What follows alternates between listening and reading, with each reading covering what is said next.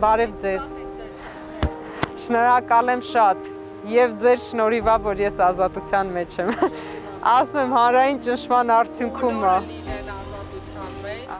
Մեր զրույցի ժամանակ այսպիսի մի երկու դեպք եղավ։ Քաղաքացիները մոտենում էին, շնորհավորում Լիդիային կալանքից ազատվելու համար։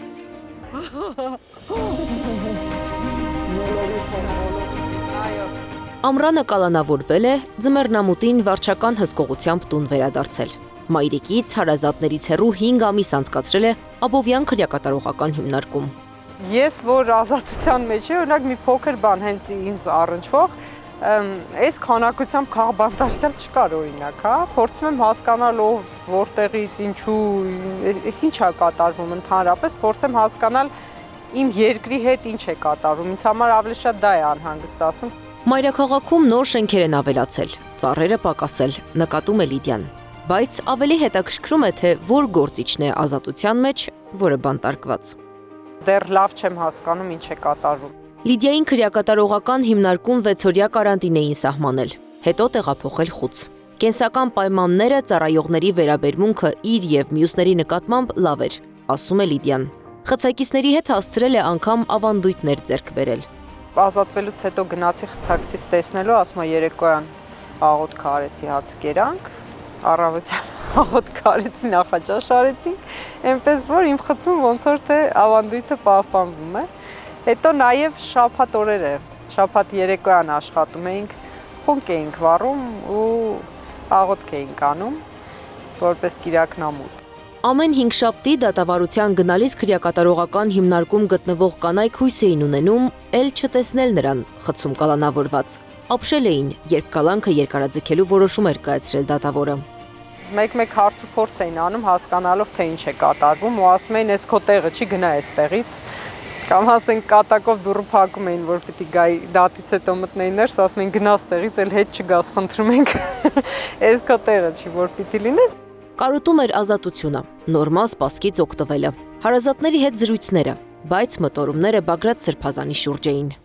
Ուզում եմ մի ժամ ժամանակ ունենամ, գնամ Բագրատ Սրբազանի հետ զրուցելու, թույլտվություն ունենամ, որովհետև ինքը ինձ այս կյանքում ուղղորդողն է եղել միշտ։ Իմ լավ ու վատը նաև մատնացույց անող է, ինձ նախատողը և հոր նման, ինչպես հայրն է լինում, ու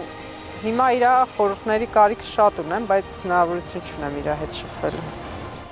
Մեր զրույցը ձգվեց մինչև Տավուշ, որտեղ Լիդիան ծնվել է, մայիսի 28-ին։ Հայրը շնորհավորում էր աղջկա ծնունդն ու հիշեցնում, պետությանը ծնունդը ավելի կարևոր է։ Հետո սովորեցնում էր նվիրվելու եւ պայքարելու ձևը այդ պետությանը։ Ես 2020-ի պատերազմից հետո դադար չունեմ, ասում է Լիդիան։ Մեր տանը այդպես է եղել, ես այդպես եմ մեծացել, որ իմ պետության շահը շատ ավելի կարևոր է, քան իմ շահը։ Լիդիան քրեակատարողական հիմնարկում որոշել է մարզել ուղեղը, մկանները, ինչու՞ չէ հոգին։ Որոշել էր խցից ավելի ուժեղ դուրս գալ։ 5 ամիս անազատության մեջ մնալուց հետո ուզում է հասկանալ, ինչ անել ազատության մեջ, ազատության հետ, բայց մի բան հաստատ գիտի։ Ես պետք է լինեմ ազատության մեջ, քանի որ ես արդար եմ, ու մնացածն էլ պիտի լինեն ազատության մեջ, քանի որ այս ամեն ինչի տակ քրեական գործ չկա։ Ազատության մեջ է իր եւ մայրիկի հավատքով։ Կալանքի երկարաձգման որոշումից հետո անգամ հեռախոսազրույցի ժամանակ ասել էր. «Ամանորը միասին ենք դիմավորելու, չմտահոգվես»։ Բայց Լիդիան ուզում է անչափահաս երեխաներ ունեցող Մովսեսը եւ մյուս ընկերները եւս ազատության մեջ լինեն, ասում է անմեղեն քաղբանտարկյալ Բագրատ arczepiskopos Գալստանյանի գլխավորությամբ։ Անի Աբաղյան, Նոնա Գևորգյան, ABC Media։ Բաժանորդագրվեք YouTube-ի մեր ալիքին, հետևեք մեզ Facebook-ում, Telegram-ում, Instagram-ում, WhatsApp-ում եւ TikTok-ում կամ այցելեք 3w abcmedia.am պաշտոնական կայք։